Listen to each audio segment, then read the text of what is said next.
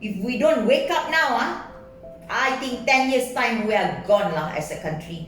It was not the same as I grew up. I see this country is becoming more and more, I won't call it conservative, there's nothing wrong being conservative, but the direction of this country is going into Talibanization, I think. That they think if you look more Arabic or you speak more Arabic, then you become more Islamic, which is bullshit to me. I disagree with that because there are so many Muslims all over the world. Even in China, they speak Malay Chinese. I feel more and more claustrophobic being a Malaysian. And I see not only on that part, also on the oppression of the minorities, the Orang Asli and the non-Malays and the poor. It is not getting better, but what I see is that it's getting worse, from bad to worse. As a lawyer, more so, I look at the law where it's going, and so it worries me a lot. And so that's why I started to speak up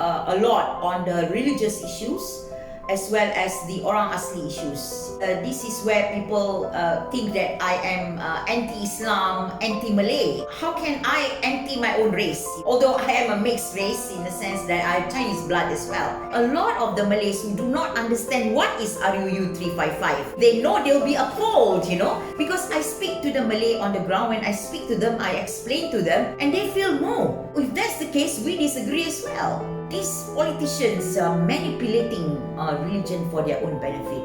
Here comes a religious so-called leader says corruption is not punishable under hudud. It's not true, of course. Corruption is corruption. It is actually provided for in the Quran as well. But they manipulated, because how many people really understand the Quran? How many people really understand the real teaching of Islam? This is why they managed to cheat to the Malays. Corruption is acceptable. The wrong teaching of Islam, and this believed by millions of Malay Malaysians. Now, back in the 70s, ABIM was a strong movement. They started this movement of Islamization from colleges, universities and all that. And that was led by Anwar Ibrahim. That is why I don't trust him, because I do believe his agenda is still the same. If you ask him directly, will he agree on secularism, things, he will not come out, clear that, and he will not condemn. In fact, I've seen a letter before, he actually supported hudud, Okay, I've always said, be a first-class version of yourself. Don't be someone else, I believe in Islam, there is no need to cover your hair. No need. There is none that says about hair in the Quran. The Quran, Surah Nisa, clearly says about breasts. You cover your breasts. I just spoke to Mat Sabu, and Mat Sabu actually agreed we are ruled by Lebais. We are now ruled by them, and they are gaining the power, more and more, because our politicians allow them.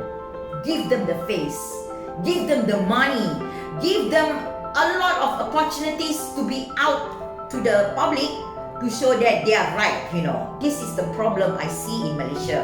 When the constitution clearly says Islam is under the purview of the Sultan. Federal government, even the state government, I feel that not get involved in managing religion. This is very important. I think the day we can achieve this, the real separation of religion and state, this country will prosper. Every policies made by the government is for the benefit of all Malaysians.